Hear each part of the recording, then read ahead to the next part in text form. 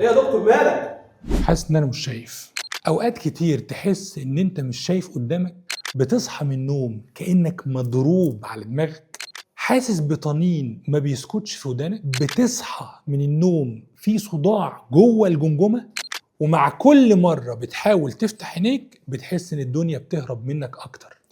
اوعى تفتكر ان ده صداع عادي، ده ممكن يكون ارتفاع ضغط المخ الحميد، وصدقني لو ما تلحقش ممكن لا قدر الله يوصل للعالم. للاسف المرض ده ناس كتير ما بتعرفوش، ويفضلوا يلفوا على الاطباء سنين لغايه ما يوصلوا لتشخيص صح. طيب ايه اعراض المرض ده وايه العلاج؟ اعراض ارتفاع ضغط المخ الحميد، صداع شديد وخصوصا خلف العين، بيصحي المريض من النوم، زغلله في الرؤيه، فقدان مؤقت في النظر، ودي اخطر علامه لو حصلت لك، طنين في الاذن، غثيان، واحيانا ترجيع. طب نعرف ازاي ان هو ده السبب؟ التشخيص بيتم من خلال فحص قاع العين، وبيظهر غالبا ارتشاح على العصب البصري، ووقتها بنلجأ للبذل علشان خاطر نقيس ضغط السائل النخاعي، ولازم نعمل رنين على المخ وأوردة المخ، لأن أحيانا السبب بيكون ضيق في الأوردة المخية. لازم كمان تخلي بالك من الوزن،